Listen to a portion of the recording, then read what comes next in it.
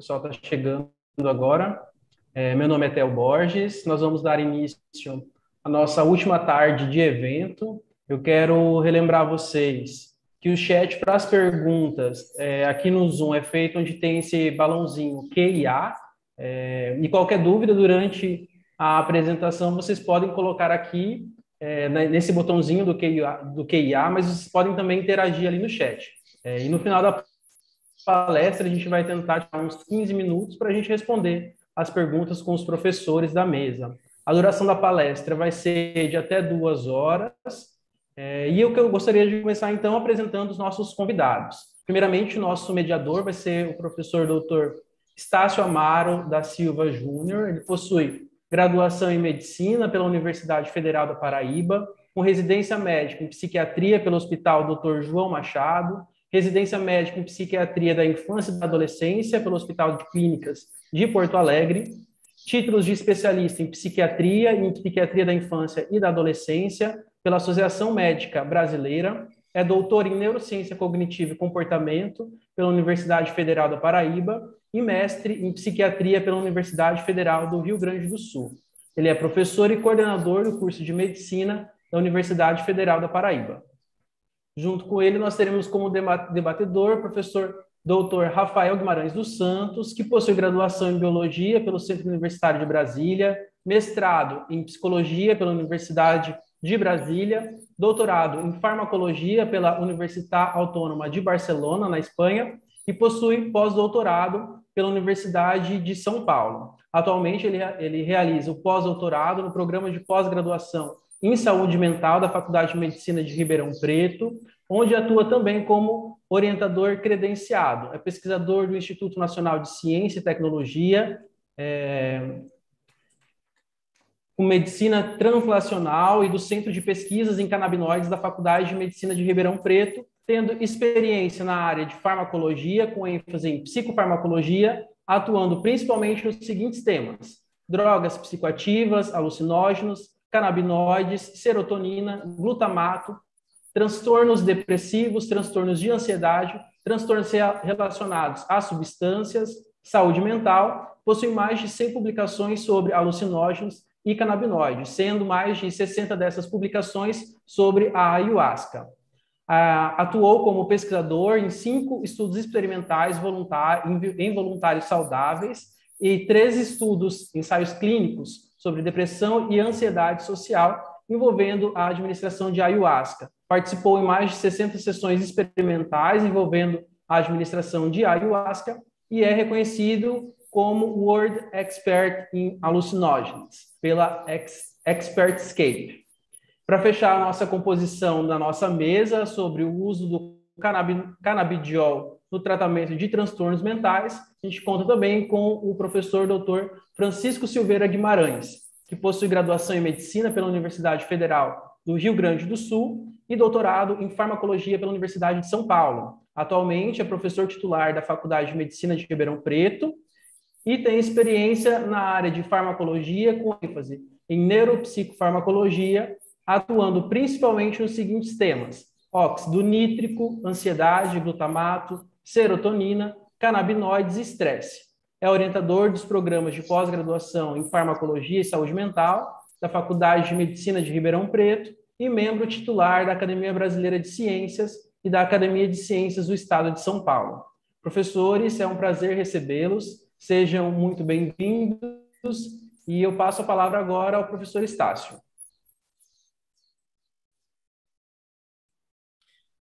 Boa tarde a todos. Um evento maravilhoso, né, que eu fiz parte desse programa, né, e com muita honra fui convidado para estar agora, né, palestrando, e vamos falar sobre o uso, né, dos canabinoides, saber um pouco do sistema endocannabinoide, como é que isso pode ser utilizado em doenças e em transtornos mentais.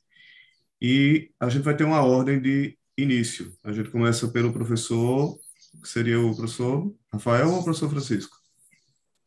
Professor Francisco, né, professor? Porque ele dá a introdução do Vai fazer. canabidiol e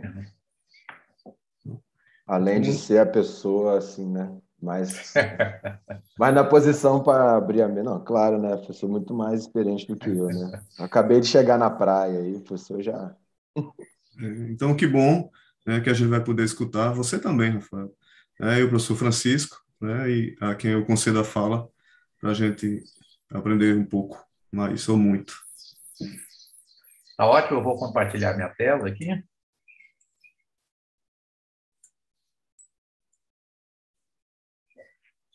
Por favor, me deem o feedback se estão vendo. Estamos vendo, professor. Ótimo. Muito bem, então, gostaria inicialmente aí de agradecer muito aí o convite para estar aqui, ter essa oportunidade, né, de falar para vocês. Eu vou falar, então, um pouquinho sobre o canabidiol, na verdade, vou introduzir o assunto do canabidiol e me concentrar no seu eventual uso aí para o tratamento, particularmente da ansiedade, falar um pouquinho da depressão e da insônia. Antes de iniciar, entanto, eu gostaria de falar aí de potenciais conflitos de interesse. Eu sou co-inventor de uma patente de compostos fluorados do canabidiol, mas eu não vou falar sobre esses compostos hoje. E a Universidade de São Paulo tem um convênio com a empresa farmacêutica Prati Donaduzzi para desenvolver um produto farmacêutico contendo o canabidiol sintético. Muito bem.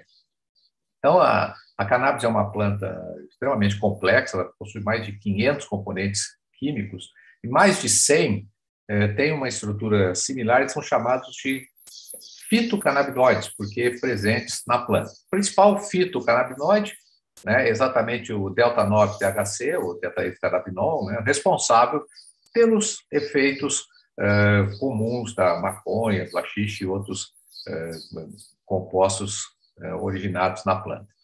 Mas um outro componente importante é exatamente o canabidiol. E o canabidiol, ele possui uma estrutura química muito similar ao THC, tem só essa diferença aqui nessa região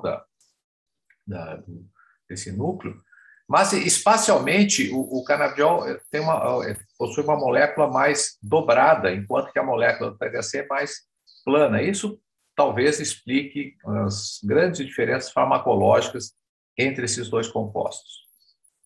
O interesse científico e popular sobre o canabidiol vem crescendo de uma forma exponencial nos últimos 20, 25 anos. Aqui é uma revisão que nós publicamos com o número de trabalhos na literatura científica contendo a palavra canabidiol, então é possível observar aqui, a partir do ano 2000, né, esse crescimento exponencial. E aqui é um artigo que saiu recentemente no JAMA, falando do interesse em procuras pelo Google do termo canabidiol. Também observe um crescimento exponencial nesses últimos 5 anos, 6 anos. Né? E aqui, só no ano de 2019, o canabidiol foi o 4º item mais procurado no Google em todas as procuras relacionadas à saúde. Então, interesse muito grande. Ó, o canabidiol ele está liberado em boa parte dos países e em alguns países, além de liberado para uso médico, ele é liberado como suplemento alimentar, etc. De forma que em muitos países a população tem acesso já ao canabidiol.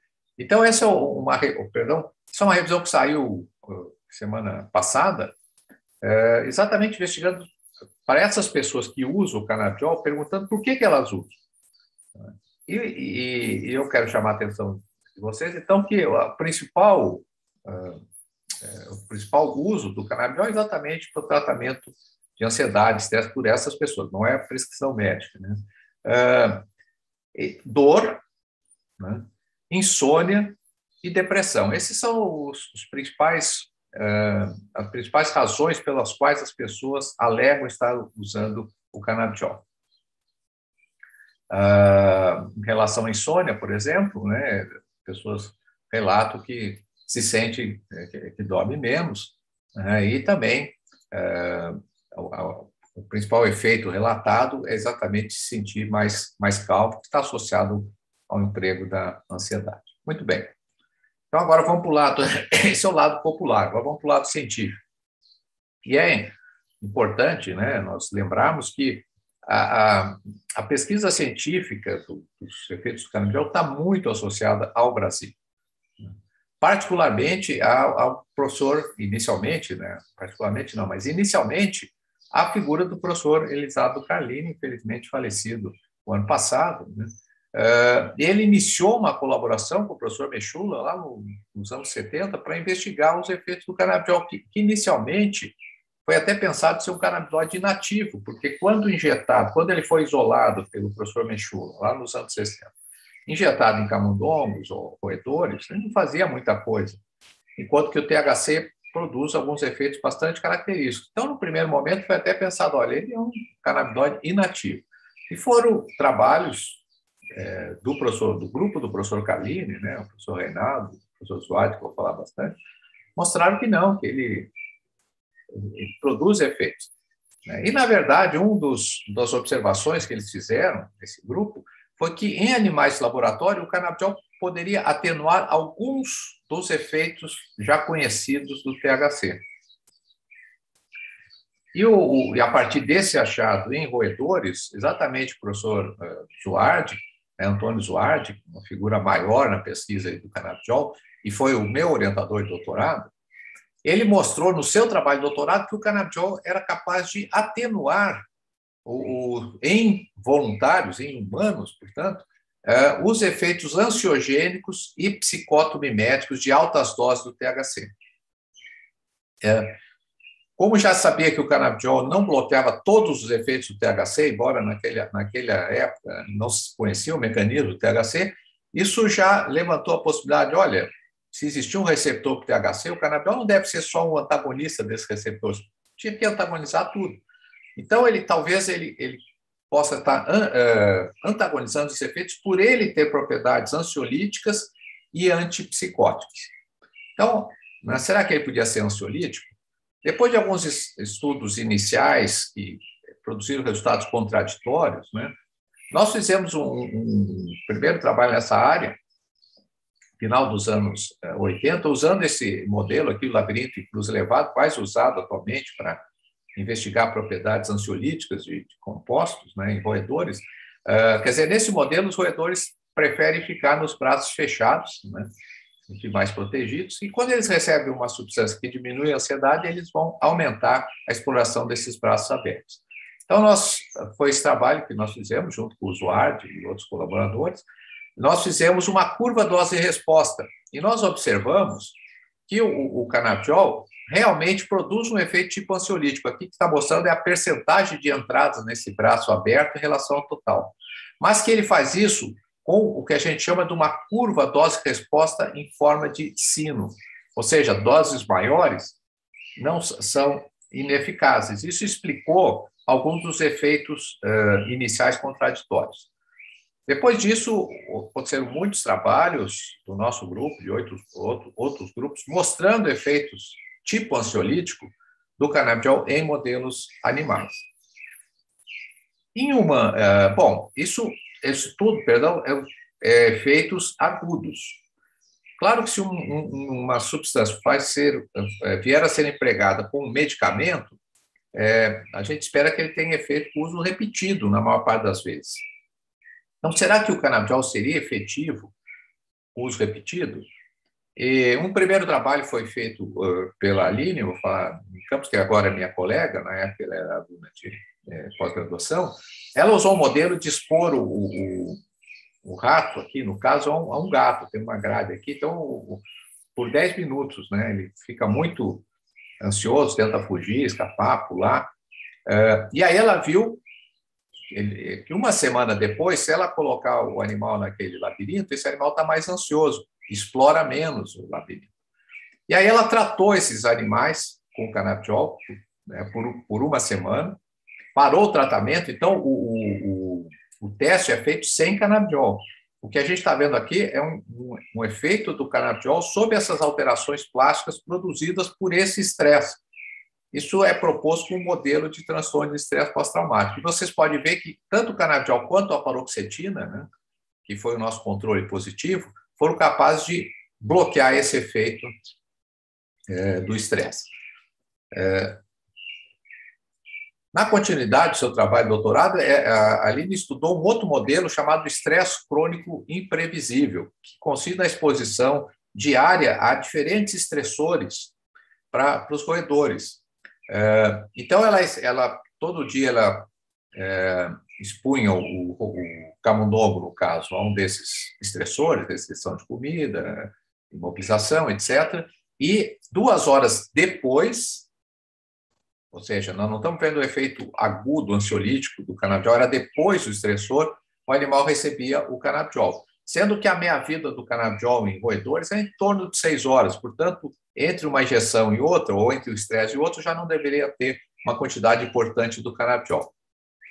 O que ela viu foi que esses animais estressados, eles ficam mais ansiosos, né? Aqui a exploração dos braços abertos, e o canabidiol reverte isso. E o canabidiol reverteu também alterações plásticas produzidas pelo estresse crônico.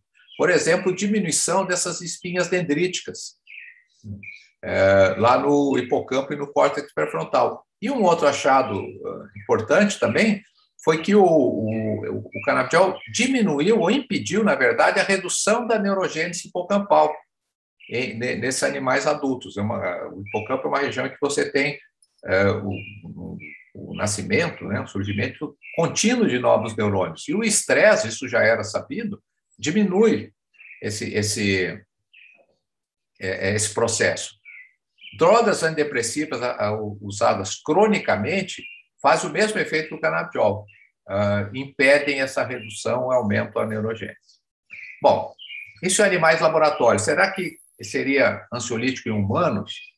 Então, também nós, com o usuário e outros colaboradores, né, usamos o modelo que eu tinha usado lá no meu doutorado, que é a de simulação de fala em público, que consiste, então, em expor os sujeitos a uma simulação de falar em público.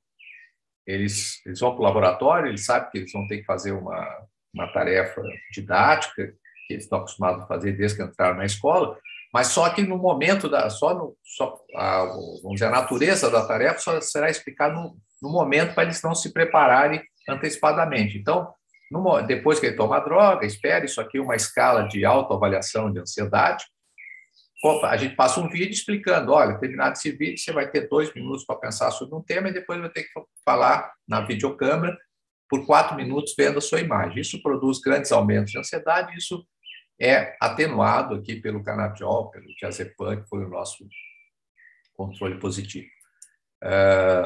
Mais recentemente, o usuário reproduziu esse estudo, mas agora usando 3 doses. E ele foi capaz de reproduzir aquela mesma curva dose-resposta em forma de sino. Só a dose de 300 miligramas, que tinha funcionado naquele primeiro estudo, é que funcionou. A dose menor e a dose maior não funcionaram.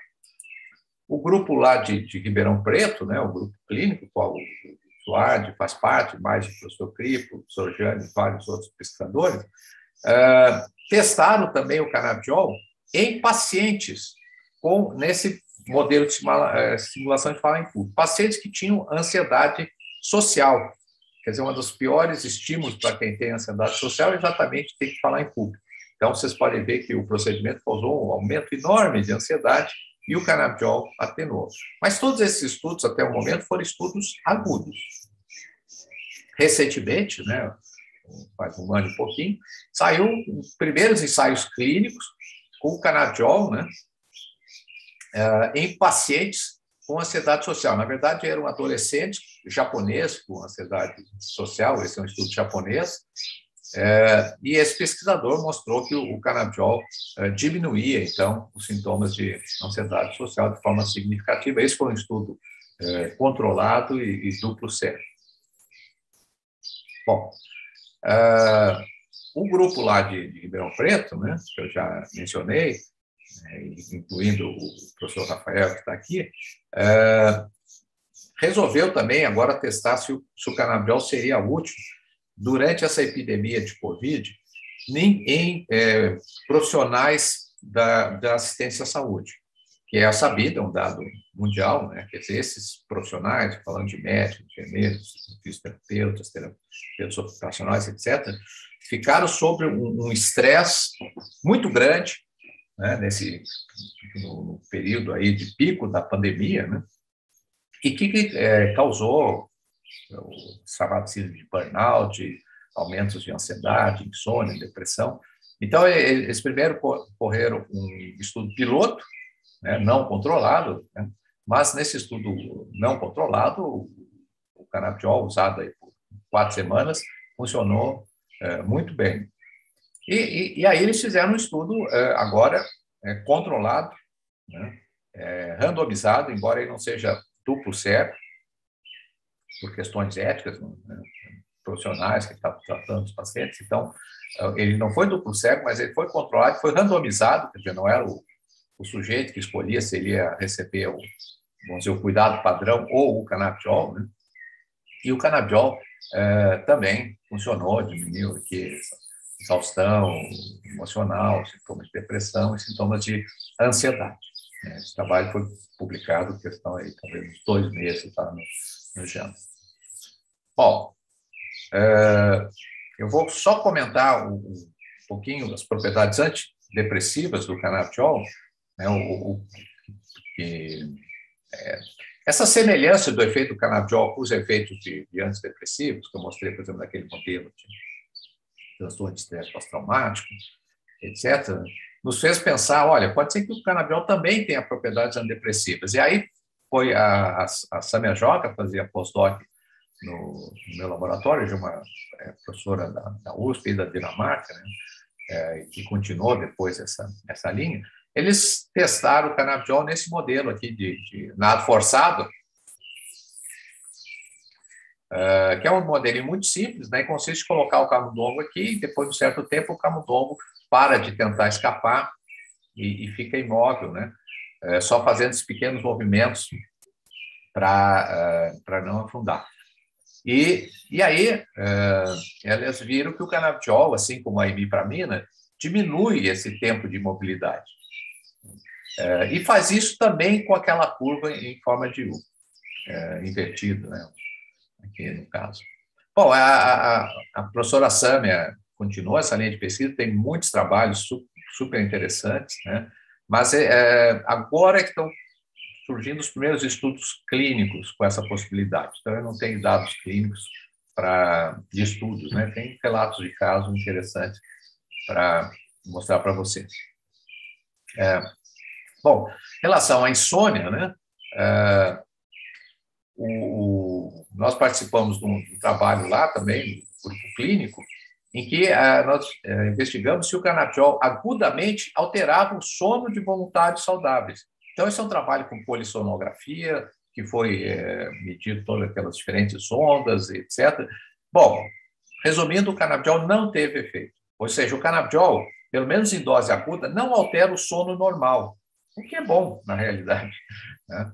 Agora, em casos de insônia, pessoas que têm problemas de insônia. Então, isso foi uma revisão sistemática que saiu, né, o ano passado, recentemente, e que mostra assim, existem só 4 trabalhos com o canabidiol, e são trabalhos, ainda estudos abertos, né? Ou seja, embora a população use, não a conclusão que tem no momento é que faltam ainda ausências, evidências clínicas robustas, ou seja, ensaios clínicos que investiguem e que mostrem claramente que o canabidiol possa ser útil na insônia.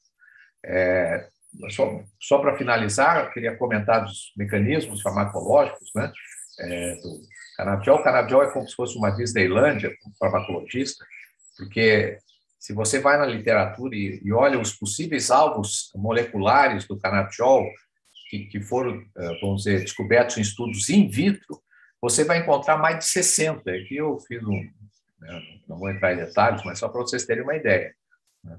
São mais de 60 alvos. E no nosso laboratório, já há vários anos, a gente está tentando ver quais desses alvos descobertos in vitro são responsáveis pelos efeitos in vivo. E no caso da ansiedade, a gente já descobriu que tem vários mecanismos, né? O canabidiol atua por vários mecanismos, por exemplo, facilita a neurotransmissão por receptor 591A, tem um efeito indireto, sistema endocannabinoide e outros mecanismos que a gente não vou ter tempo aqui de discutir com vocês, a não ser que depois tenha alguma pergunta específica. Eu só queria chamar a atenção para esse trabalho que saiu agora, esse ano, que exatamente tenta responder essa pergunta. Bom, mas como é que uma droga consegue ter tantos alvos? E eu visitei esse grupo, né? Nós conversamos sobre isso, é um grupo australiano. O canabidiol, ele se liga a um sítio na membrana celular, ao qual também se liga o colesterol. Então, agora, existe aí toda uma nova farmacologia desses sítios lipídicos na própria membrana celular e que, provavelmente, com uma interação alostérica, eles conseguem modular outras proteínas, como receptores, enzimas. Então, aqui você tem uma sobreposição desses sítios ao qual o colesterol se liga e sítios ao qual o canabidiol atuaria. Né? Lembrando que o canabidiol é extremamente lipossolúvel. Então, vocês têm aqueles receptores que eu mostrei, o 5-HT1A, enzima que degrada a anandamida, etc. Então, essa talvez seja uma possibilidade para tentar explicar esse amplo espectro farmacológico. Eu encerro por aqui e, claro, gostaria de agradecer às agências financiadoras e, particularmente, aí, todos os estudantes e outros pesquisadores que eu tive a grande privilégio de colaborar. Muito obrigado. Muito obrigado, professor, pela excelente explanação. Eu acho que só deixa com mais curiosidade e querendo estudar mais sobre, né? Algumas perguntas apareceram, mas eu acho mais interessante a gente deixar para o final e a gente dá a palavra agora ao professor Rafael. E obrigado. Boa tarde, obrigado pelo convite também, um prazer estar aqui e vou compartilhar a tela com vocês. Vocês, por favor, me digam se está tudo bem.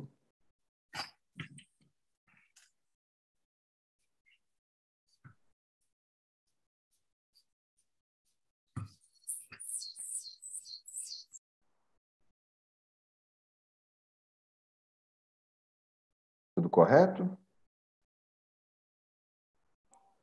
Tudo certo. Tudo certo. Vou começar. Eu tenho aí a missão impossível de falar de segurança, epilepsia, psicose, Parkinson e dependência em 20 minutos, então eu vou bombardear vocês com informações, vou tentar falar da maneira mais pausada possível, mas né, a aula está gravada e as referências vocês podem me perguntar, depois eu posso passar para vocês, mas a ideia é dar um panorama mais abrangente possível dentro desse tempo, né? Então eu vou direto ao assunto. O professor Guimarães aqui, né, que meu nome é Rafael Guimarães dos Santos, mas eu não sou parente do Chico, embora o nome seja similar, colocou essa mesma imagem do estudo do professor Zoardi aí, de 82, mostrando aí pela primeira vez em seres humanos que o canabidiol ele modulava os efeitos, por exemplo, ansiolíticos, né, do THC e pró-psicóticos, né? No caso, a gente tem a escala sintomas positivos, que mais delírio, alterações de pensamento, negativos, por exemplo, alterações cognitivas ou embotamento emocional. Então, nos dois casos, aparentemente, o canabidiol diminuiu esse efeito pró-psicótico do THC, né? Isso foi replicado, que vai começar, não está na ordem do título, né, mas começar pela psicose. Nós podemos observar aí os primeiros estudos de caso feitos pelo professor Zoardi com pacientes com psicose e canabidiol, aí, né, doses variando aí de 1.500, 1.200 miligramas por dia. Em pacientes com Parkinson, vou comentar mais à frente, e aí depois o estudo do professor Halak já com um número maior de pacientes, mostrando aí uma alteração da condutância da pele com canabidiol, e finalmente os estudos clínicos mais recentes, né, que eu vou inclusive detalhar alguns deles. Esse é o do grupo do professor Levesque, da Suécia, foi um dos primeiros, mostrando aí, comparando o canabidiol com a mesoprida, que é um antipsicótico atípico. E, embora não tenha tido diferença entre os dois tratamentos, entre si, os dois diminuíram os sintomas, mas o canabidiol apresentou um perfil de segurança melhor. Então, vocês estão vendo nos gráficos aqui da esquerda, sintomas extrapiramidais, motores, né, ganho de peso, alterações de prolactina que o canabidiol não produziu e a mesoprida sim. E, ao mesmo tempo, o canabidiol aumentou os níveis endógenos de anandamida, que é uma das primeiras evidências em humanos onde essa modulação da anandamida, ou seja, do sistema endocannabinoide, pode estar por trás, por exemplo, dos efeitos antipsicóticos do canabidiol, que foram, inclusive, correlacionados aí com a melhora clínica, né? Nessa mesma população, um artigo desse ano, com o mesmo grupo, eles apresentaram os dados cognitivos, mostrando nesse gráfico aqui, à esquerda do número 0 indica melhora, especialmente não encosta na linha 0, e a gente vê aí, né, algumas diferenças, embora não tenha tido diferença outra vez entre os grupos, nos dois grupos houveram melhoras cognitivas, né? Então, o canabidiol, por exemplo, melhorou a atenção, a parte de coordenação visomotora, enquanto a misoprida melhorou, por exemplo, a memória de trabalho. Então, de qualquer forma, esses dois estudos mostram a segurança do canabidiol e, no mínimo, né, uma eficácia equivalente, inclusive melhoras cognitivas, né? Aqui são um estudo mais recente, né, com mais voluntários. Uma coisa importante, né, a média desses voluntários aqui é de 30 anos e eles estão com psicose aguda. Isso vai mudar à medida que eu falar dos outros estudos, né? Então, eu até agradeço ao professor Chico, ao professor Francisco, a gente debateu esse artigo em outra palestra e eu olhei ele com mais atenção, né? Então, né, que algumas meta-análises não consideravam os resultados positivos desse estudo, então aqui ele mostra uma redução significativa, não só dos sintomas positivos, né, por exemplo, delírios, alterações de pensamento, mas também a melhora clínica geral, né? E além disso, algumas melhoras cognitivas, embora não tenha encontrado na pontuação geral, né, foi quase significativo, em algumas pontuações específicas, a gente vê, por exemplo, aí na velocidade motora, o canabidiol 5 produziu algumas melhoras. Então, aqui uma dose mais alta, que já são, isso é outra coisa diferente, né, que no estudo do Leveque, se eu não me engano, agora são 800 miligramas, foram que eles deram por 4 semanas. Aqui são 1.000 miligramas, e nesse estudo que eu vou falar agora, eles deram a menor dose, que se eu não me engano, foram 600. E aqui outra coisa curiosa, né? Médio de 30 anos, psicose aguda, médio de 40 anos, psicose crônica, médio de 50 anos, psicose crônica. Então, muda a idade, muda as características dos voluntários, e nesse estudo que deu resultados negativos, né, a dose também foi menor. Então, vários fatores aí que podem explicar a ausência de resultado, né, nesse estudo, por exemplo.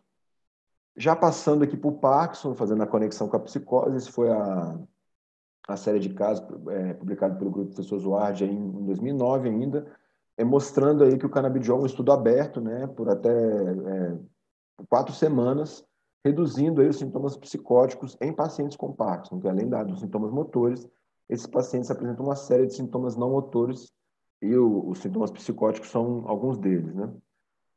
Depois, aqui já é um estudo duplo cego também do nosso grupo, mostrando aí já com 2 dosagens diferentes aí de canabidiol, com 75 e 300 miligramas por dia, e também, se não me engano, por 4 semanas, uma redução aí na escala geral é bem interessante em escalas que modam ali, por exemplo, atividades do dia a dia, daily living, e o estigma, né? Então, de certa forma, é uma melhora na qualidade de vida desses pacientes, né? Então, embora não tenha encontrado um efeito, por exemplo, na parte motora, tem esses aspectos não motores que parecem ser beneficiados aí pelo canabidiol, nesse grupo, né? Um deles, por exemplo, são alterações do sono. Existe esse transtorno que chama transtorno do sono REM, onde vocês podem ver aqui escrito em inglês, a pessoa pode falar, xingar, empurrar, chutar e até esmurrar o parceiro, ou a parceira, por exemplo, que está ao lado não percebe e não tem um tratamento muito eficaz para isso. Então, naquela série de casos anterior, 4 dos pacientes tinham essa síndrome do sono REM e relataram melhoras aí, né, nas primeiras semanas com canabidiol. Agora, infelizmente, um estudo agora desse ano, com 33 pacientes com o mesmo transtorno, não replicou esses resultados, né? Então, embora a gente observe ali que entre a 4ª e 8ª semana o canabidiol tenha melhorado, né? Assim, os voluntários têm relatado melhor satisfação do sono, né? Talvez pelo efeito que o professor Francisco falou na palestra dele, mas não encontramos aí o efeito na alteração desses sintomas desse transtorno. Então, outra área para ser pesquisada, talvez com outras dosagens. Ainda em Parkinson, um estudo recente aqui, é o mesmo modelo que o professor Francisco falou, de ansiedade, foi feito com pacientes com Parkinson, dando canabidiol antes. Então, nesse caso, não só diminuiu a ansiedade desses pacientes durante o teste, mas também diminuiu a amplitude do tremor que essas pessoas têm. Eles já têm o tremor e esse tremor fica um pouco mais intenso durante o teste. Isso também foi reduzido pelo canabidiol. Mas é importante, né? Também, como o professor Francisco comentou, isso tem um efeito agudo, né? Então, a gente ainda precisa explorar, como nos estudos anteriores, 4, 6 ou até, de repente, 12 semanas de tratamento para observar efeitos mais prolongados, talvez, né?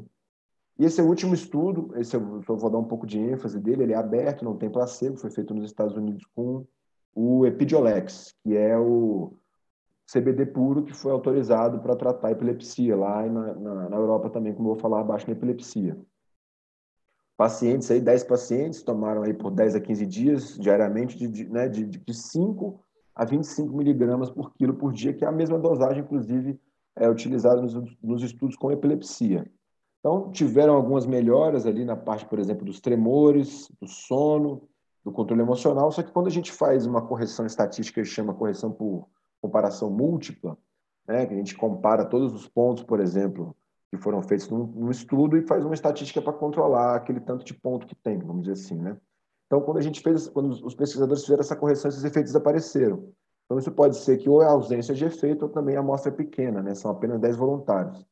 Agora, o que me chamou bastante a atenção, que é o que eu estou fazendo aqui da palestra também ao mesmo tempo, é falar da segurança do canabidiol, né? Então, até agora, os estudos com psicose, né, foram seguros, né? Eu comentei rapidamente, foi só retomar aqui, não tiveram nenhum deles tiveram efeitos adversos graves, foram bem tolerados, com Parkinson, a mesma coisa, com exceção desse que eu vou comentar. E tanto nos estudos de psicose quanto nos estudos com Parkinson, o canabidiol é utilizado add-on, ou seja, ele é utilizado junto com as medicações que as pessoas já estão tomando. E mesmo assim não foram observados efeitos graves. Agora, esse estudo aqui em particular, vocês podem observar que, né, eu falei aqui que eram 10, que na verdade foram 13 que entraram, mas 3 saíram, né, pelo uso da medicação, um pela o rash, né, que é uma alteração cutânea, uma reação da pele. Inclusive aconteceu no nosso estudo aqui com o canabidiol no contexto da Covid também. Dor abdominal, gases e aqui, né, fadiga, diarreia e elevação de enzimas enzimáticas, caracterizando quase um dano hepático. Então, né, maior a dose, a gente vê aqui, no geral, os efeitos adversos aumentando, especialmente aí diarreia e sonolência. Então, né, esse estudo, em termos de efeitos adversos, ele é meio um outlier do canabidiol. E o que a gente observa? Né? A dosagem é bem diferente. Né? Então, os nossos estudos aqui da USP, a gente usou entre 75 e 400 miligramas por dia, de 4 a 6 semanas. Eles usaram até 1.600 miligramas diários. Né? Então, foi o estudo que usou as maiores doses. Então, talvez por isso tenham visto mais efeitos, e aqui a gente já começa a chamar a atenção para o fato que o canabidiol tem efeitos adversos também, né? Então, por mais que algumas pessoas falem que é uma substância natural, né? Inclusive, várias substâncias naturais são venenos, né? Não é essa a questão, mas por muito tempo o canabidiol foi visto como uma substância inócua, e aqui um pouco o tema da palestra é esse, de que ele não é inócuo, ele tem um bom perfil de segurança, isso é verdade, mas, né, como vocês podem ver, especialmente com relação aí à modulação de enzimas hepáticas, é uma substância delicada, né?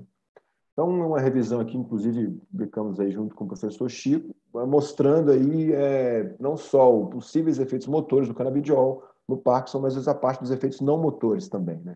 Então, a gente vê o declínio cognitivo, possíveis efeitos antioxidantes, anti-inflamatórios, ou, de certa forma, neuroprotetores, né, do canabidiol, antipsicóticos, o professor Francisco falou da ansiedade e depressão, né? E aí os possíveis mecanismos de ação, que são vários e ainda, de certa forma, bem desconhecidos, né? Aqui já entrando na área de dependência, que inclusive não é o termo mais utilizado, né? Transtorno relacionado ao álcool, transtorno relacionado à maconha, mas não é a dependência química, o termo atual. Essa é a primeira série de casos publicada aqui pelo nosso grupo, uma pessoa jovem, uma mulher com acho que 19, 20 anos, recebeu aí o canabidiol por 11 dias, e esses estão vendo a melhora dos sintomas de abstinência, de desconforto, de ansiedade e depressão. E isso foi recentemente publicado por um estudo aí feito na Inglaterra, com 2 doses de canabidiol, 400 e 800 miligramas. Foram administrados, aí, se eu não me engano, por 4 semanas. E o que vocês estão vendo nesses gráficos, os 2 gráficos da esquerda são metabólicos do THC, e o da direita, os 2 da direita, são os dias de abstinência, né? Então, o que a gente observa aqui é que após 4 semanas, tem uma redução dos metabólicos do THC, ou seja, uma evidência biológica de que essas pessoas realmente não estavam usando maconha, e nos 2 gráficos da direita, aí também os dias sem uso aumentando, né? Então, é bem interessante aí não só o autorrelato dos voluntários, mas uma evidência biológica de que efetivamente eles não estavam usando a maconha, né? tem já alguns estudos, outra vez aí, do mesmo grupo da doutora Celia Morgan e da Valerie Curran, né, da Inglaterra, com tabaco. Aqui já são estudos que têm uma administração um pouco mais reduzida no tempo, mostrando aí, por exemplo, que reduz não só, pode reduzir, né, esses estudos ainda são preliminares, pode reduzir não só a quantidade de tabaco, né, mas a impulsividade e a memória durante a abstinência, né, que é o que poderia fazer com que essas pessoas retornassem o uso, né, então cortando esse tipo de priming, né, essa memória prazerosa associada àquela substância, e também reduzindo aí a attentional bias, né, o nível de atenção que a pessoa tem, por exemplo, quando você mostra pistas das drogas. O que são pistas? Você pega, por exemplo, e mostra um maço de cigarro para a pessoa que tem um transtorno relacionado ao tabaco, então o canabidiol como que diminuiu a reação da pessoa frente a esse estímulo, né? E isso também aconteceu com heroína, né? Então, um estudo mais recente, foi bastante comentado no mundo científico quando ele saiu, é um estudo que eles deram um canabidiol 800 miligramas, eles avaliaram o efeito agudo, o efeito 24 horas depois, e depois o efeito 7 dias, depois de 3 dias consecutivos de canabidiol. Então, o que vocês estão vendo na figura 3 é o craving, né, ou a fissura, e na figura 4, a ansiedade. Então, nos dois casos, as duas doses, e tanto de forma aguda como prolongada, né, isso, se eu não me engano, o professor Francisco me corrige, é a primeira evidência em humanos de um efeito prolongado do canabidiol, no sentido assim, eles deram canabidiol 3 dias e avaliaram 7 dias depois, essas mesmas escalas, né, o craving e a ansiedade. Então, com apenas 3 dias de administração, esse efeito permaneceu uma semana depois. Então, é bem interessante, um efeito que até agora a gente tinha visto, pelo menos, com outro grupo de substâncias, como, por exemplo, os psicodélicos ou a acetamina, né? Então, é uma evidência em humanos bem interessante. 2 estudos aí com cocaína, o primeiro com crack, e o de baixo, acho que eles botaram só cocaína cheirada, ou digamos, inalada, desculpem, com crack também, mas infelizmente, aí nos 2 casos, os resultados foram negativos. Então, é uma área que também tem que avançar mais, questão de dosagem, talvez, ou tempo de administração. E aqui, caminhando para o final, né, tentar fazer esses 5 minutos, que é a parte que talvez tenha mais informação, mas que eu vou falar rapidamente, porque é impossível falar de tudo que é da epilepsia. Então, o que vocês estão vendo aqui é um estudo de 1980, como o professor Francisco falou, o professor Mechulan tinha parcerias aqui com o professor Carlini desde os anos 70, e eles fizeram um estudo em seres humanos. Vocês estão vendo, é o primeiro estudo do mundo, foi feito em 1980, mostrando aí que o canabidiol, nessa dosagem, reduziu, né, as convulsões, né, mostrou um efeito anticonvulsivante, né, em humanos, pela primeira vez. E, por motivos que vão, provavelmente, pela política e preconceito com os canabinoides, com a maconha, né, essa pesquisa só está sendo retomada agora. Então, aqui vocês estão vendo aí os primeiros estudos aí publicados aí em 2016, mais ou menos, os 2 primeiros grandes estudos que levaram à regulamentação do canabidiol para tratar essas 2 síndromes, a síndrome de Dravet, de Lennox-Gastaut, agora também pode para uma síndrome que chama síndrome tuberosa complexa, não sei como é que é a tradução em português, mas, ou seja, o efeito do canabidiol ele não é, ao que parece, igual para todas as formas de epilepsia. Então, essas 3 síndromes, no caso que estou mostrando 2, são as que estão regulamentadas nos Estados Unidos pela FDA e na Europa pela Agência Europeia de Medicamentos. Então, vocês estão vendo, comparado com o placebo, uma redução muito importante, né, da epilepsia, especialmente aqui em crianças e adolescentes. E aqui destacar o papel que não só o professor Francisco, como o professor Guimarães, o professor Duarte, o professor Jaime Arlac e o professor José Alexandre Cripa tiveram na regulamentação do uso do canabidiol no Brasil para essas crianças, né, que hoje é possível, inclusive, receitar no nosso país essa substância. E aqui também é onde aparece uma nova era de efeitos adversos do canabidiol, né? Como eu comentei, até esse momento, 2015, 2012, não tinham esses estudos ainda, e a maioria dos estudos eram de efeitos agudos, e encontrava o que a gente encontrava mesmo. Pouquíssimos efeitos colaterais, aparecia sonolência de vez em quando, ou quase nada. E aí, quando começaram a dar o canabidiol para mais pessoas no mundo, com outros tipos de situações de saúde, né, a gente começou a ver que ele não era uma substância assim tão inócua. Então, né, então a gente está vendo aí, primeiro, a maior incidência, claramente, no grupo com epilepsia, ainda são os principais que aparecem nos estudos clínicos: sonolência, diarreia, alterações do apetite, vômito, convulsão, que muitas vezes é interpretado aqui, não que o canabidiol produzisse convulsão, mas pela falha dele em controlar as convulsões, né? E aqui um efeito delicado, né, que aumenta as expirações, infecções, né? Então, algumas é outra parte, eu vou falar depois desse slide. Então, assim, eu não tenho como mostrar para vocês, é impossível eu resumir tudo que tem de canabidiol e epilepsia hoje em dia. Então, é uma medicação, já é uma medicação aprovada, como eu falei, nos Estados Unidos e na Europa. Então, aqui eu só mostrei para vocês aí nos últimos aí 3 anos, né, 2018 para 2020, várias meta-análises, né, são análises de vários estudos ao mesmo tempo, realmente comprovando de que, ao menos, especialmente aí para esses transtornos, para esse síndrome de Dravet, Lennox-Gastaut, síndrome do tubo tuberoso complexo, parece funcionar, né? Inclusive com estudo já acompanhando pacientes aí por 2 ou 3 anos. Então, de tudo que eu falei, é a área que mais tem evidência que já pode ser efetivamente chamada de uma medicação. Para psicose, para Parkinson, ainda não, e nem para tratamento de transtornos relacionados a substâncias. Mas, né, aqui é uma parte já para finalizar a minha fala, tem sido observado cada vez mais, especialmente na questão da epilepsia, a interação medicamentosa que o canabidiol pode ter com várias drogas, né? Então, aqui vocês estão vendo uma subanálise de alguns desses estudos mostrando em azul, em adultos, né, em crianças, aí a possível interação entre, né, não todas, mas várias dessas substâncias, seja aumentando seus metabólitos ou reduzindo, e algumas delas podem ter efeitos colaterais graves, né? Isso aqui é uma outra revisão que a gente produziu. Eu falo a gente, o professor Francisco também é um coautor, e justamente sobre as reações adversas mais graves do canabidiol. E a gente vê um gráfico mostrando claramente que está relacionado, no caso, com a população com epilepsia, mas não pela epilepsia, mas pelas medicações que são utilizadas, né? Então, todos vocês podem ver na linha de baixo, né, com a maioria, para não falar praticamente todos os estudos, com pacientes clínicos, costumam usar o canabidiol add-on, repetindo, com as medicações que as pessoas já estão tomando. Então, a gente vê que com os antipsicóticos houve alguma interação, se eu não me engano, na parte de sedação e efeitos gastrointestinais, mas com epilepsia, principalmente aqui com ácido valproico, no caso de aumentar enzimas hepáticas, e principalmente com clobazam, aumentando o metabólito ativo do clobazam, que produz mais sedação e que pode, inclusive, produzir problemas de infecção respiratória, que já é um risco do clobazam.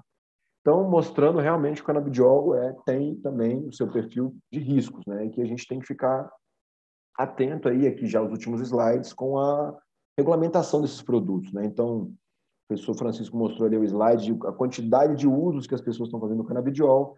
Então, a gente também tem uma quantidade de produtos não regulamentados e a gente pode, inclusive, ver situações como essa, né? Crianças ingerindo produtos que pode ser canabidiol, pode ter THC, gerando intoxicações.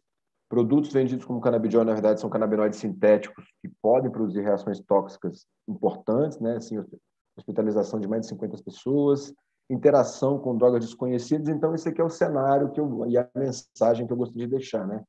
É uma substância bastante promissora, tem efeitos positivos na psicose, em tudo que eu falei aqui hoje, mas regulamentado apenas no caso ainda para epilepsia, mas tem seus riscos de interação medicamentosa e os riscos de ser algo ainda não tão controlado e regulamentado, né?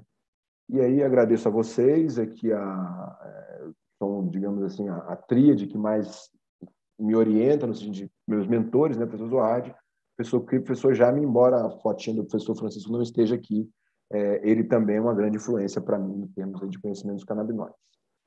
Foi, agora sim. Sim.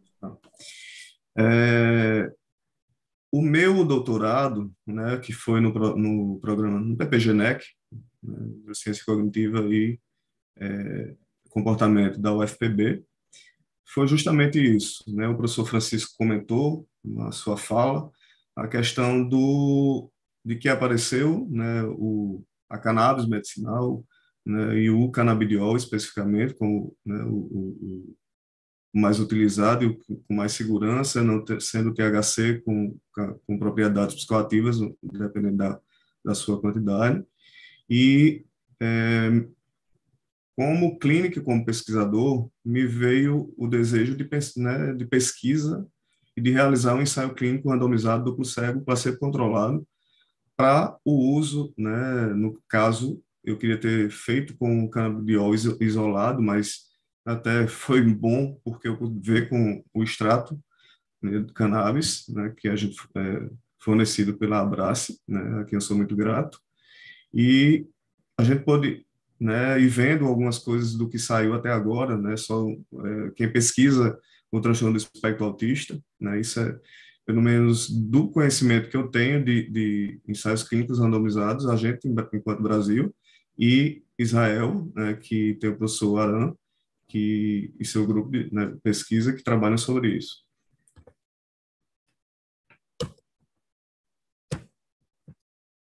Eu saio do passo. Então, trazendo, não vou me deter aqui, falar sobre o transtorno do espectro autista, eu quis trazer só um pouquinho para vocês entenderem, né, quando eu vou falar o porquê a intervenção, né, com os psicotrópicos e porquê a intervenção com a nova possibilidade terapêutica, que seria o canabidiol, para que isso fique mais claro, né, porque se a gente pensar, né, no TEA, né, é um transtorno do neurodesenvolvimento, então a gente pensa muito, então é muito importante, e é uma das coisas que a gente vê, né, de eficácia, melhora para a cognição. Então, como a gente está falando do transtorno do neurodesenvolvimento, então é muito importante a gente pensar na cognição e, se puder, realmente ter um bom resultado, né, sobre ela. Então, existem, né, são duas características, dois critérios, né, eram três e colocaram em um só, que seria déficits persistentes na comunicação social e na interação social. Então, já antecipando um pouco, né, na minha tese, fazendo toda a fundamentação teórica, eu não imaginava, sendo bem sincero, enquanto pesquisador e pelo que eu via na literatura, que haveria uma melhora da interação social. E foi o que teve resultado, né, mais com um P de 0,0, enfim, bem baixo, bem significativo, e que a gente vê, o que eu tinha visto fazendo a fundamentação teórica, e trazendo um pouco para vocês, porque eu acho que é importante, já que foram muitas leituras, e trazendo estudos, por exemplo, para fobia social, para ansiedade social, e fazia doses de ataque, por exemplo, naquele momento prévio à exposição, por exemplo, falar em público, fazia-se, né, pelo menos os estudos que eu vi, uma dose até mais alta do canabidiol para ver como seria e essa resposta, né, para aquela pessoa que estaria passando por uma situação de exposição social. E comunicação social, a gente vê que está muito interligado, é uma das coisas que se investiga, linguagem também. Quando a gente fala em linguagem, não só a linguagem verbal, né, como a linguagem não verbal também, e existem estudos mostrando que existe melhora da linguagem, apesar de que, na minha tese, eu não consegui mostrar isso. Não sei pela amostra, não sei se a proporção CBD-THC, que a gente vai ver isso em algumas perguntas que fizeram. O professor Francisco, né, é muito ativo, já respondeu a todas as perguntas, mas eu achei, né, são perguntas bem interessantes para a gente fazer ao final e eu acho que compartilhar conhecimentos, né, entre nós três, mesmo em estágios diferentes. E os padrões restritos e repetitivos de comportamento, interesses ou atividades, pensando em estereotipias, eu não vi nada assim maior falando sobre, né, eu vi várias respostas, né, positivas como resultado, mas não vi nada em relação aos padrões restritos e repetitivos.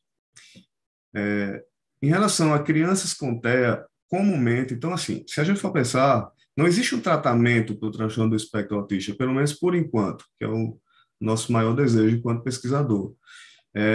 Mas o que é muito comum são sintomas coexistentes. Então, hiperatividade, né, que seria um aumento da atividade, para não confundir com o TDAH, que pode ter comórbido, mas nesse caso está falando do sintoma hiperatividade, autoagressão e agressividade heterodirigida, né? Então, eles muitas vezes podem se machucar gravemente ou machucar alguém gravemente. Inquietação ansiedade e distúrbios do sono. Então, ansiedade está presente, é o maior, né? Se a gente pensar enquanto transtorno mental, ele é né, o mais prevalente, tanto na infância e adolescência quanto na vida adulta. E a ansiedade, a gente tem um ponto muito positivo, porque a gente consegue, por exemplo, já, né, claro que precisam ter mais estudos, inclusive a gente está, né, se propondo a fazer um ensaio clínico randomizado duplo cego para ser controlado para o uso para ansiedade e transtornos de ansiedade, né, para que a gente possa ver, porque eu penso assim, surgiu né, o canabidiol trazendo como, né, uma gama de ação muito ampla, né? E a gente tem que ter muito cuidado com isso. A gente tem que saber o que a gente está fazendo, tanto para em relação à eficácia, mas também não esquecendo, como o professor Rafael falou muito bem, dos efeitos adversos, que a gente precisa controlar. A gente precisa ver, assim, até porque os estudos, né, vêm há pouco tempo, né, mais robustos, e a gente precisa ter muito cuidado. Então, estudos são necessários, e a gente vê que, infelizmente, existe uma barreira, né? E aí a gente sabe que são várias as possibilidades, mas uma delas é o preconceito, e fica difícil para nós cientistas, né, pesquisarmos, porque a burocracia é muito grande, né? E a gente vai falar sobre isso depois também que trouxeram, né, como pergunta, de como fazer pesquisa, como fazer ciência e se esbarrar, né, com o preconceito. Então, esse tipo de comportamento favorece o isolamento social e limita as habilidades da criança, causando mais angústia aos cuidadores. Então, quando a gente pensa, por exemplo, em melhora do quadro, né, da criança autista, mas pode ser do adolescente, do adulto, enfim, existe uma melhora também, no geral, global, né, nas pessoas que convivem com autistas, familiares, cuidadores e outras pessoas. Uma situação muito triste, que eu não sei se vocês ficaram sabendo, foi uma mãe que teve um problema, acho que cardíaco, não sei se foi um infarto fulminante, e ela faleceu e o filho, né, ficou sem assistência e terminou morrendo também. E o irmão, depois de 3 dias, encontrou os 2 mortos. Então, a gente tem que ter muito cuidado quando vai falar sobre a questão do TEA, trazendo que um estudo que foi realizado, né, que eu não querendo ser pretensioso, mas sendo, eu discordo, né, de que trazendo que implica em um alto custo para o indivíduo e sociedade, fazendo com que a expectativa de vida seja reduzida em 20 anos em pacientes com TEA comparada à média da população. Eu achei complicado trazer isso, né, aí eu trouxe um lúdico para a gente dar uma quebrada aí, no chute para longe essa expectativa antes que você tropece e se machuque. Então, eu fico muito preocupado com trazer uma expectativa de vida reduzida, que é uma característica que os pais trazem, né? A primeira pergunta, quando eu faço diagnóstico, ele vai poder, a primeira pergunta é, ele vai conseguir ser independente, como é que ele vai ser quando eu morrer, né? E a segunda, mais comum, ele vai ter menos tempo de vida. Então, acho que a gente tem que ter muito cuidado, até porque eu não vi nenhum estudo mostrando, né, isso, né, até porque o TEA, em 1975, né, a prevalência era de 1 para 10 mil, e agora está 1 para 54, pelo CDC. Então, a gente tem que ter muito cuidado, né, com tudo, porque está tudo muito novo, está tudo muito diferente. Tudo bem que antes não se diagnosticava, todo mundo, né, muitos médicos não tinham habilidade para diagnosticar, mas não justifica essa progressão mais que geométrica. Então, o tratamento TEA. Quando a gente fala em tratamento TEA, a gente vai falar, claro, né, focar principalmente no canabidiol, mas o que eu quero trazer para todo mundo é que não fique aquela história de que, por exemplo, a gente vai medicalizar. Tudo vai ser medicamento, que eu acho que é outra coisa que é importante trazer, né, para a comunidade científica, para que isso se propague para a comunidade em geral, né? O tratamento do TEA não existe para os sintomas nucleares, né? O que muitas vezes se faz é para os sintomas coexistentes, por isso que eu falei isso sobre eles no início. Mas não esquecer que a equipe multidisciplinar é o tratamento que precisa existir. Não necessariamente vai ter a necessidade do médico prescrever, mas é importante que tenha um neuropediatra, um psiquiatra infantil acompanhando, porque a função não é só medicar. Então, trazendo sobre isso, os psicotrópicos e trazendo para ver justamente isso, não querendo colocar o canabidiol, e aí eu acho que seria até anticientífico dizer isso, né? A gente não pode dizer que o canabidiol não vai ter nada de negativo, né? O que a gente tem que trazer também é porque muitas pessoas não se dão conta de que os psicotrópicos, né, apresentam muitos efeitos adversos. Então, o tratamento médico convencional inclui vários medicamentos psicotrópicos, como os antipsicóticos atípicos, inibidores seletivos de recaptação de serotonina, são os antidepressivos, estimulantes e ansiolíticos. Então, uma coisa que me preocupa muito quando pessoas que eu diria que desconhecem, né, sobre o sistema endocannabinoide, desconhecem o efeito dos canabinoides, especificamente do canabidiol, e fala que não se sente seguro, por exemplo, para prescrever, ou não confia em quem prescreve, porque existem riscos que ainda não foram detectados. Só que se a gente pensar, para chegar aos medicamentos, precisaram passar por estudos. Então, se não permitem fazer estudos, como é que a gente vai chegar a uma conclusão? Se realmente é eficaz, como a gente vê na literatura já a eficácia para muitas, né, algumas e muitas doenças, e como é que a gente vai fazer isso se a gente fica limitado, né? Até para publicação, né, existe muita resistência também em revistas. Então, e fica muito aquela coisa que a gente vai trazer também na discussão, né? Das pessoas querem só que seja feito com o canabidiol isolado, né? Não pode ser, por exemplo, o extrato de cannabis, não pode ter nada de THC, ou então a Anvisa diz até 0,2%, né? E fora do Brasil, até 0,3% não é psicoativo. Mas aí já vem o questionamento. Mas quem garante isso? Da mesma forma como a gente usa, por exemplo, a risperidona, que é muito utilizada para o autismo, né, causa síndrome metabólica na maioria dos pacientes que fazem isso. Então, a gente tem que ter muito cuidado, né? Vai ter alteração do colesterol, triglicerídeo, glicemia, vai ter aumento da circunferência abdominal, ganho de peso, pode ter aumento da prolactina, com ou sem algum sintoma. Infelizmente, 40% das crianças com TEA comportamentos disruptivos, que seriam aquelas alterações comportamentais, como, né, ser opositor, desafiador, ou mesmo transtorno de conduta, não respondem bem ao tratamento médico e comportamental padrão. Não quer dizer que com o canabidiol a gente vá ter, que é outro mito que precisa ser desconstruído também. Muitas pessoas estão achando, né, não deu certo, a gente usou todos os psicotrópicos, não deu certo, então a gente vai só nesse caso a gente vai para o canabidiol. Então, nesse caso, aí o canabidiol vai funcionar porque não tem mais outro medicamento para usar. E a gente sabe que não é bem assim, né? Se os outros não funcionaram, porque o canabidiol tem essa obrigação.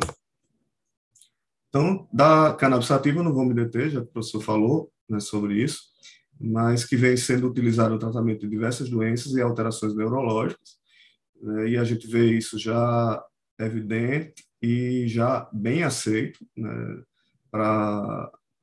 principalmente para epilepsia, né, como o professor Rafael citou ao longo da sua aula, e até então, que eu saiba, né, existem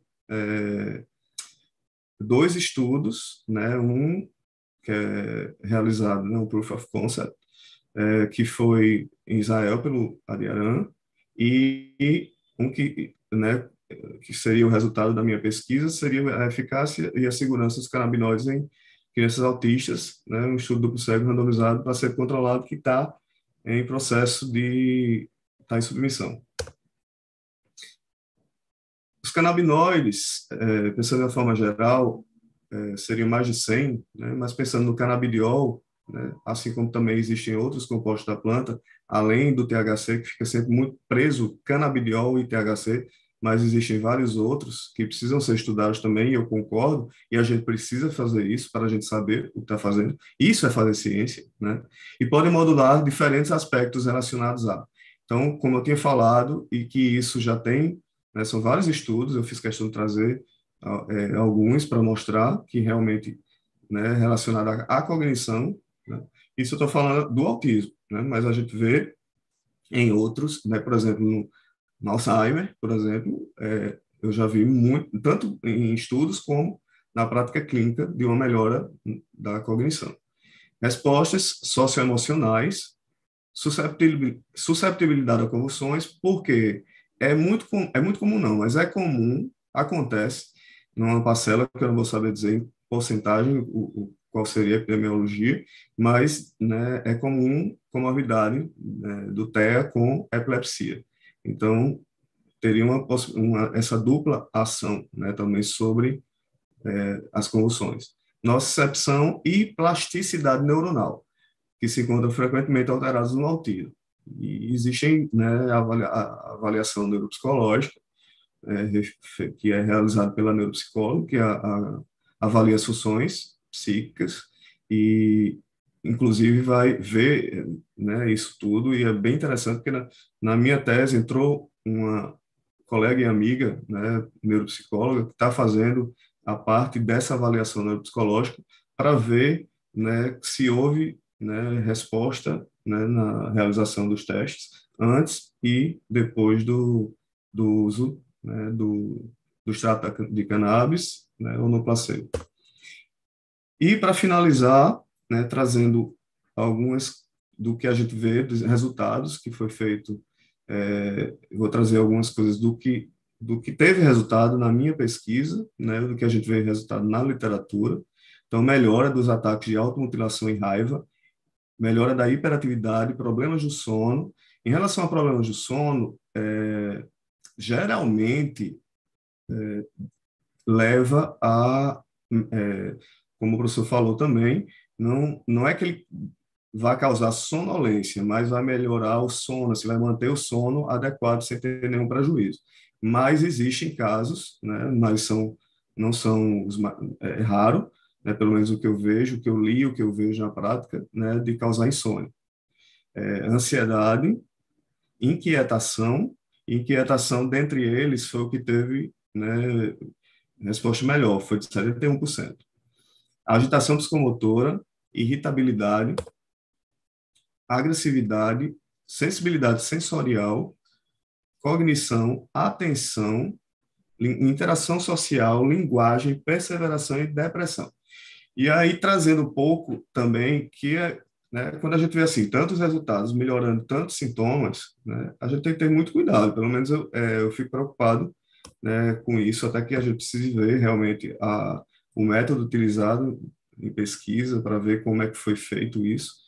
Então, trazer, os professores contribuíram na questão das pesquisas, que isso é muito importante, e trouxeram, e a gente precisa fazer realmente essa investigação melhor e ver eficácia e pensar também sempre na segurança, né? O professor Rafael trouxe a questão das alterações das enzimas hepáticas, né, da função hepática, e a gente tem que ter muito cuidado, porque os estudos, pelo menos de todos que eu vi, né, mostra que realmente seria o que tem que ter mais cuidado. Não quer dizer que quem use vai ter alteração da função hepática, mas que as pessoas já confundem. Dizem, vai dar uma hepatite medicamentosa. Isso não pode ser visto dessa forma. Existe, do mesma forma que a gente sabe, por exemplo, que pode aumentar a prolactina com o uso da risperidona, por exemplo, então a gente sabe que se pode ter interferência na função hepática, a gente vai fazer acompanhamento. E do mesmo jeito que a gente faz acompanhamento, pelo menos deve fazer, né, laboratorial, para quem usa psicotrópicos, né, que não seja que não está usando o canabidiol, do mesmo jeito a gente tem que tratar como um fármaco, como um medicamento e fazer o acompanhamento laboratorial da mesma forma. E minha fala era essa, né, 20 minutos a gente tem que correr. Obrigado a todos e agora vamos abrir para as perguntas. Obrigado, professor Estácio, pela apresentação, os professores Francisco e o professor Rafael. A gente teve algumas perguntas, antes de começar a fazer ela, estimular também o pessoal. Qualquer dúvida, pessoal, colocar aqui no esse balãozinho QIA, que os professores vão responder agora. A gente teve algumas perguntas, algumas relacionadas à apresentação de cada um dos professores, mas eu acho que tem uma pergunta aqui para a gente iniciar que talvez pode ter a contribuição dos três. E aí o professor Francisco também já respondeu algumas das perguntas aqui. Agradeço, professor. Para a gente começar, acho que a Gisele fez uma pergunta que pode ser interessante para a gente ter a contribuição dos três. Gostaria de saber dos professores como anda a popularização do CBD no Brasil, já que a ciência trava uma batalha contra o negacionismo e o preconceito. Aqui o professor Francisco respondeu, mas eu acho que se o professor pode ficar à vontade também para responder no áudio. E aí eu acrescento nessa pergunta, o professor Siddhartha Ribeiro ele vem falando muito sobre um momento de todas as pautas, né, a única pauta progressista que vem avançando no Brasil é a pauta da cannabis. Ele fala sobre uma confluência do mercado, né, a indústria farmacêutica descobrindo com os pacientes, né, vendo a possibilidade da melhora e das famílias. E aí eu queria emendar com essa pergunta como vocês estão observando esse cenário brasileiro da ciência, da cannabis medicinal. Professor Francisco, o senhor gostaria de iniciar, já que o senhor respondeu a pergunta? Bom, posso começar, sim. Acho que é claro que é uma área que está aí em grande desenvolvimento. Acho que o preconceito diminuiu muito, né? Para quem começou a pesquisar isso tem mais de 30 anos, no meu caso, ainda existe uma confusão entre o que é o canabidiol e a cannabis medicinal, etc. Aliás, o nome cannabis medicinal, ele se presta a essa confusão, porque coloca no mesmo balaio, né, produtos que, como você comentei, né, vindo de uma planta que tem mais de 500 componentes químicos. Então, não é nem verossímil acreditar que, bom, todos serão úteis. Não, alguns podem ser úteis, outros podem não ser úteis, alguns podem eventualmente produzir isso que foi perguntado também do efeito entourage, que eu posso comentar depois, e outros não. Eu, como cientista, pesquisador na área, eu defendo pesquisa científica para poder dizer, olha, o que é real, o que não é real, o que é efeito placebo, qual é a relação risco-benefício, porque isso também é muito importante, né? Também, olha, não existe medicamento que não tenha risco, certo? Então, se vai usar uma substância como medicamento, é muito importante também conhecer os seus riscos. Então, essa é a minha visão geral, assim, né? Precisa de ciência. Professor, eu concordo e eu me preocupo muito, né, com... que bom que o senhor está trazendo essa informação de que está sendo mais fácil fazer pesquisa com o canabidiol, porque, então, aqui no Nordeste, por exemplo, a gente tem muita resistência, né, em conseguir, né, realizar a pesquisa. São colocadas muitas dificuldades, né, fazendo um ensaio clínico randomizado, por exemplo, placebo controlado, né, duplo cego, né, e aqui na UFPB, né, e isso não foi fácil, né, e veio no meio da pandemia, então realmente me preocupa porque é aquela coisa que eu trouxe durante a aula, né? Como é que a gente vai conseguir mostrar, né, os resultados se a gente não tem a mesma oportunidade, vamos dizer assim, de realizar as pesquisas. Mas isso aí é só para só para levantar um pouco, né, para a gente pensar. Professor Rafael, gostaria de falar? Eu concordo plenamente com vocês. Eu acho que a gente está numa época que se pode falar muito mais. Se alguém me dissesse há 15 anos que a gente ia ter essa quantidade de produtos e vários regulamentados já em vários países, eu não sei se eu acreditaria. Então, a verdade é que o tema vem caminhando muito rápido no mundo inteiro. Então, coisa que o professor Zoardi, o professor Francisco, né, faziam há 30 anos, hoje está muito mais fácil, até acesso aos produtos. É uma discussão política e social quente, né, que é aí que eu acho que mora um pouco do risco, né. Eu também defendo, né, eu sei que tem coisas que a ciência não alcança, vamos dizer assim, mas eu geralmente também defendo essa postura científica, especialmente nesses casos, né. Então, assim, algo que me preocupa nesse crescente de movimento é um pouco o que o professor falou. A palavra maconha medicinal, o termo maconha medicinal, o cannabis medicinal, ele muitas vezes ele vem associado a vários interesses, muitas vezes interesses econômicos, que não estão muito associados à ética e à preocupação com a saúde das pessoas. Existe uma pauta política importante de legalização das drogas para uso recreativo, que em alguns contextos ela é vinculada juntamente com potenciais medicinais de forma pensada previamente, né? E, como eu falei no último slide, né, existe uma grande falta de regulamentação dos produtos. Então, tem vários estudos feitos na Inglaterra, por exemplo, que pegaram os produtos com canabidiol, nos Estados Unidos, fizeram análise. Então, assim, vários dos extratos que estão circulando por aí diz que tem CBD quando não tem, ou diz que não tem THC quando tem, a dosagem é desconhecida,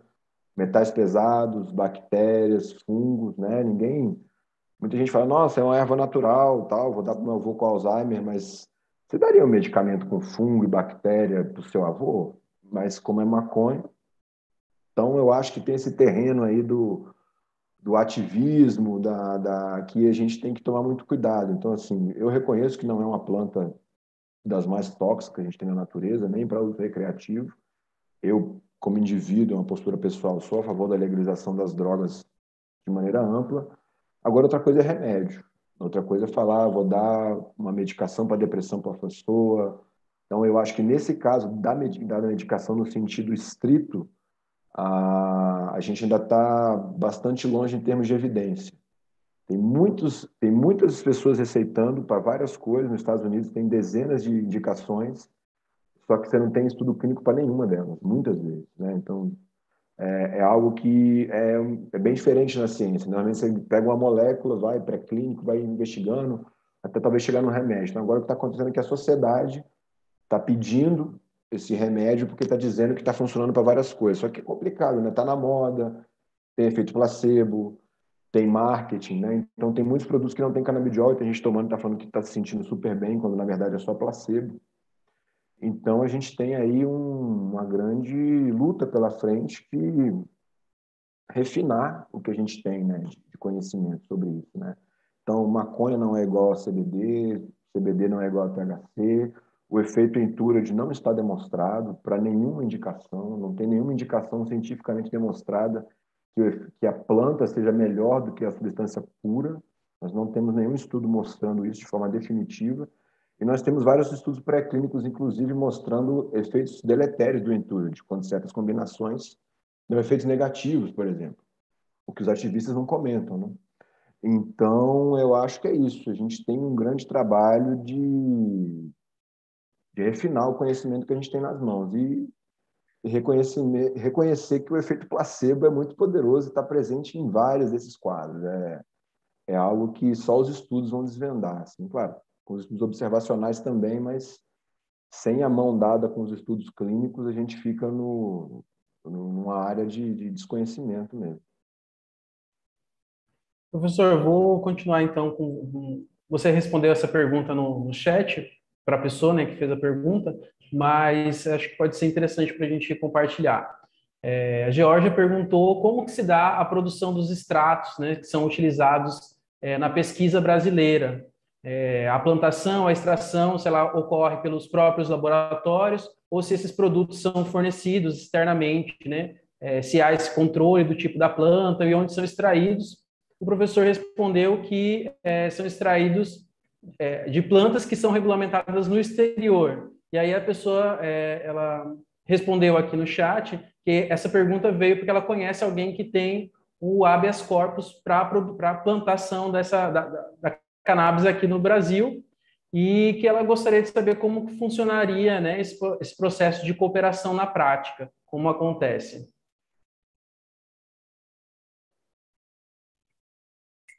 Bom, acho que o Chico é melhor para ele responder, o Francisco. Então, a pergunta era em relação ao canabidiol que nós usamos na pesquisa. Esse canabidiol foi uma doação, aliás, veio mais de uma fonte, mas foram doações do exterior, de companhias do exterior, que extrai o canabidiol a partir da planta.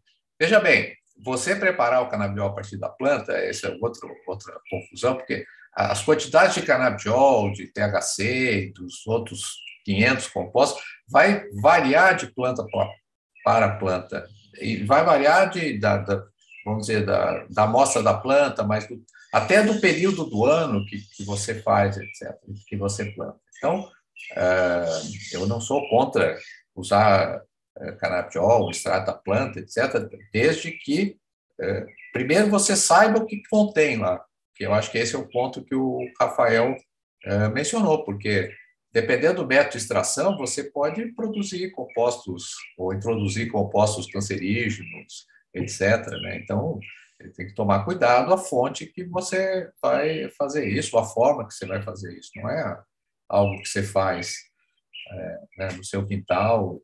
Esse é o primeiro ponto. O segundo é saber o que tem lá, como qualquer medicamento.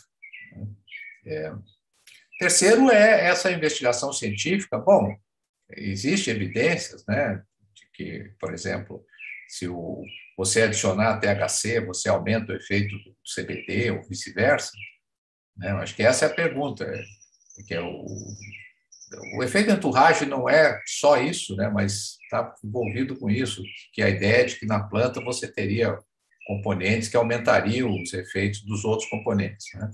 É uma ideia interessante, foi proposta até originalmente pelo professor Mechula, né, que a gente colabora aí há 30 anos também, que é o maior nome na pesquisa de canabinoides. Mas, assim, evidências científicas de que isso exista, elas são esparsas, né? São esparsas.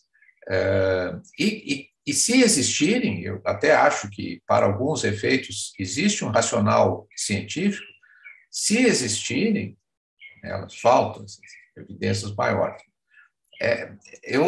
Assim, com certeza não será um efeito geral, ou seja, não é para qualquer coisa que o canabidiol funciona, por exemplo, que você adicionar THC, você vai aumentar o efeito do canabidiol. Mesmo porque, né, naquele meu penúltimo diapositivo que eu mostrei, o canabidiol possui diversos mecanismos de ação. Então, existem alguns desses efeitos, por exemplo, na dor. O THC, ele tem propriedades terapêuticas também, isso também está amplamente demonstrado, né? Alguns por mecanismos que são diferentes do canabidiol. Por exemplo, o efeito na dor. Bom, uma parte do efeito do THC na dor é mediado receptor CB1, o canabidiol também pode envolver, mas envolve outros mecanismos. Só para dar um exemplo nessa área, questão de 1 mês e pouco, 2 meses, saiu uma análise no British Medical Journal, né? E depois um comentário da Associação de Medicina Britânica. Então, são uma revista altamente prestigiada e uma associação médica altamente prestigiada, né? Discutindo o uso da cannabis medicinal em dor crônica, né? E analisando estudos clínicos. Eu recomendo que vocês leiam esse artigo, porque ele está muito, muito interessante, muito bem feito. E qual foi a conclusão? Bom, a conclusão foi assim: existem poucas evidências, ou evidências pequenas, de que a cannabis medicinal, né, possa funcionar, mas existe alguma coisa, eles já abrem essa luz verde, olha, existe. E o que eles. E aí tem os guidelines, as recomendações da Associação Britânica. Olha, o que eles recomendam para o tratamento da dor? Se o sujeito não respondeu a nada, e a gente sabe que dor crônica é um problema clínico, eles recomendam experimentar um pouco da cannabis medicinal, começando com o canabidiol. Se o canabidiol, a resposta não for boa ainda, ele recomenda adicionar um pouquinho de THC. Então, esse é só um exemplo de uma área que, bom, talvez esse efeito entourage funcione. Tem outras áreas que, por exemplo, em psicose, é muito claro que o THC produz efeitos psicotomiméticos, entendeu? E piora a psicose, não vai ter nenhum efeito entourage, é o contrário, né? Então, esses são aspectos que eu acho que precisam ser considerados. Professor, obrigado. Tem uma outra pergunta aqui que acho que pode ser interessante para a gente continuar nesse caminho. É do Sena Xavier. Ele fala assim: de forma hipotética, hoje no Brasil, se eu desenvolvo uma ansiedade patológica, meu médico pode prescrever o CBD?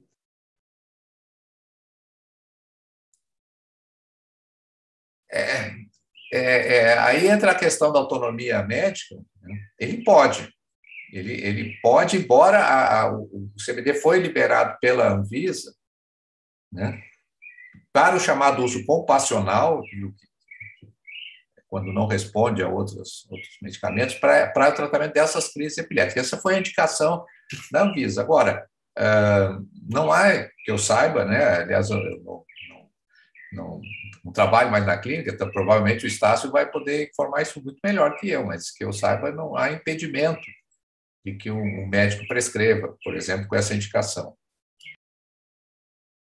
Realmente, professor, não tem impedimento. Né? Se você se sente hábil para prescrever, e é o seu desejo quanto médico, você pode passar, e não precisa necessariamente ser como um recurso terapêutico, né, já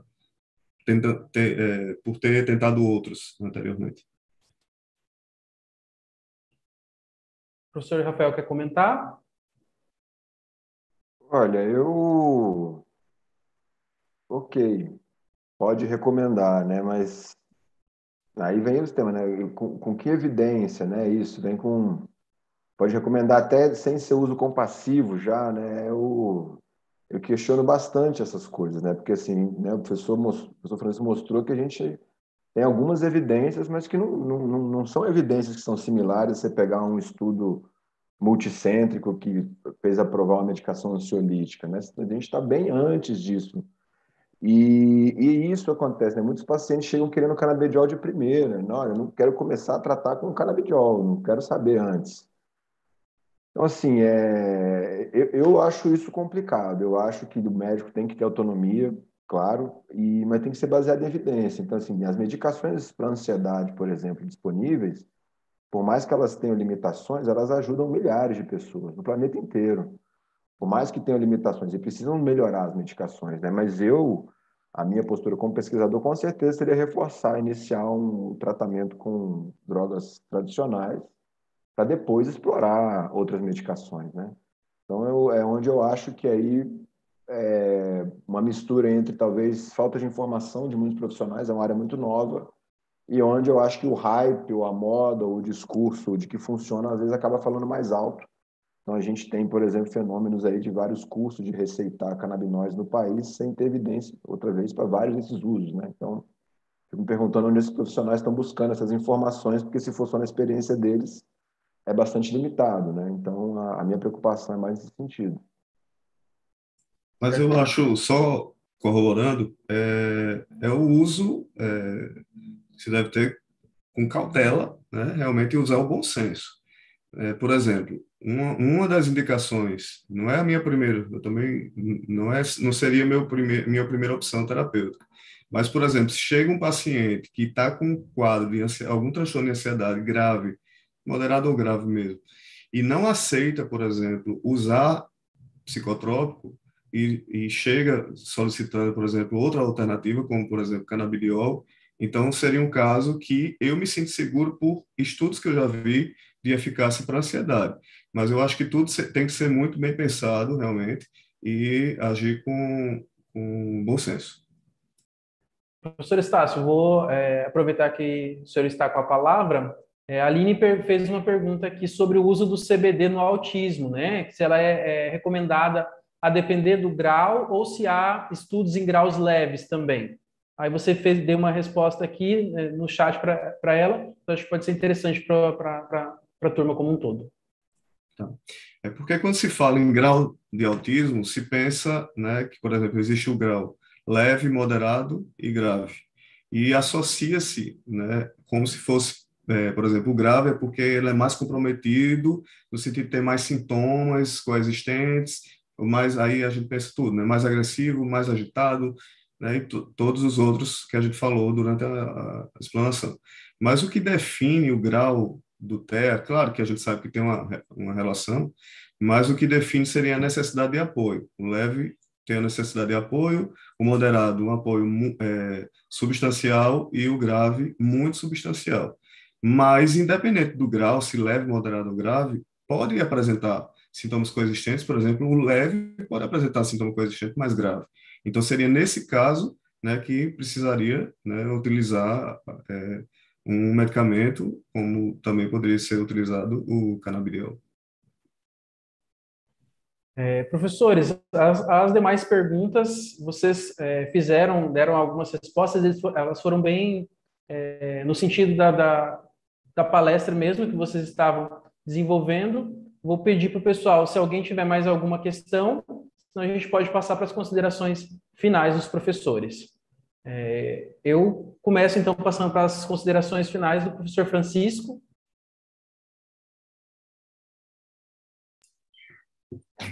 Bom, eu não tinha nem pensado nessas considerações finais, né?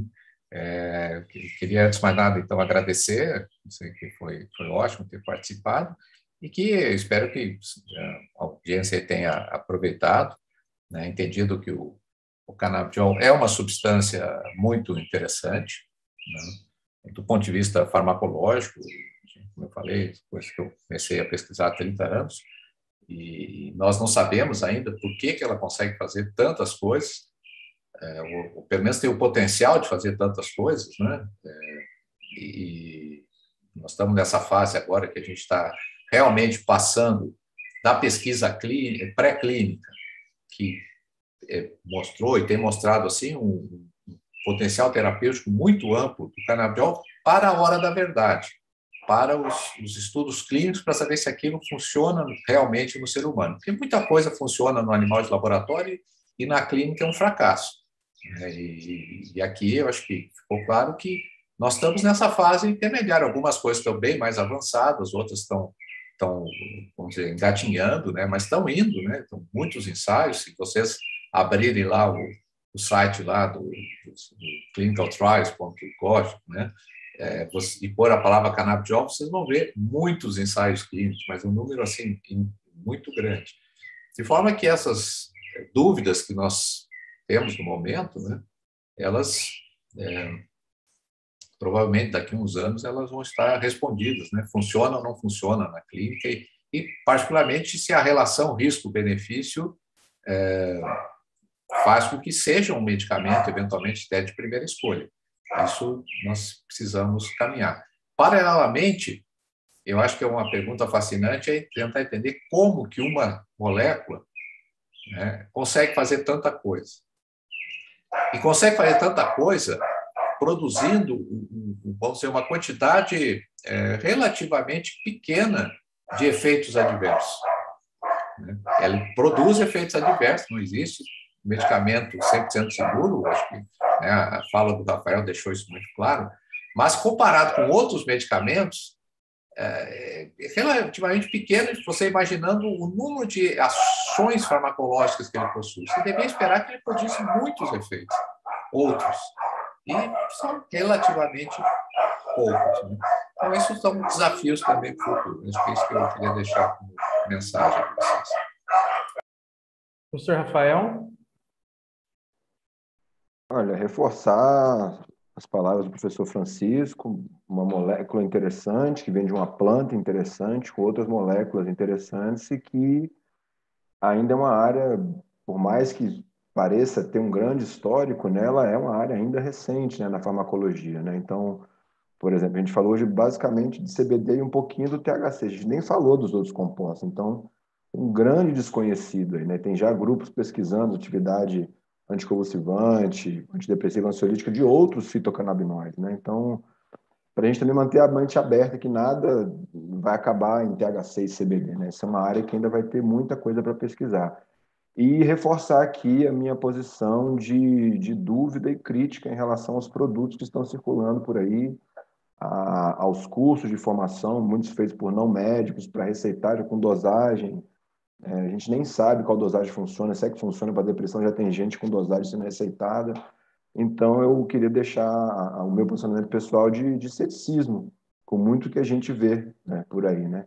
E que tudo que eu, o professor Francisco, aqui falamos, né, e principalmente nós dois aqui, é do canabidiol puro.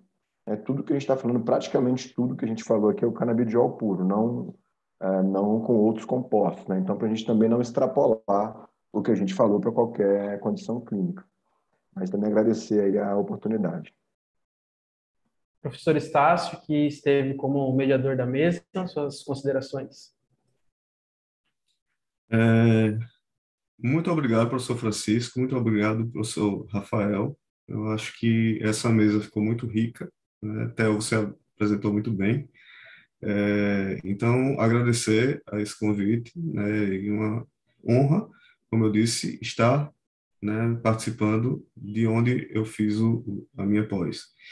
Trazendo um pouco, eu concordo muito com o que o professor Rafael falou, e é por isso que eu brigo tanto para que a gente faça ensaios clínicos randomizados, que a gente tenha, né, o padrão ouro para o uso do canabidiol.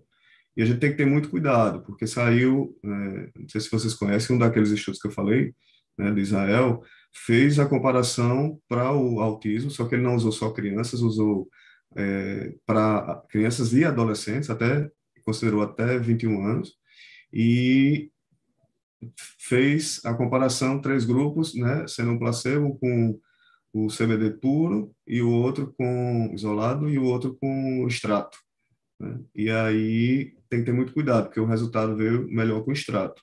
E até que ponto, né, isso a gente pode, primeiro, né, pontuar, e segundo, ter segurança de que não vai ter nenhum efeito adverso. Então, para finalizar, né, como conclusão, fechando aqui, que eu acho que as pessoas puderam participar, e isso foi bem interessante, porque eu acho que enriqueceu mais ainda, né, a mesa redonda, e parabenizar a vocês pela iniciativa e por isso que é feito já pela 12ª vez o CONEC. E obrigado. Professores, então, em nome da comissão organizadora do CCNEC, eu agradeço a participação de vocês, a disponibilidade.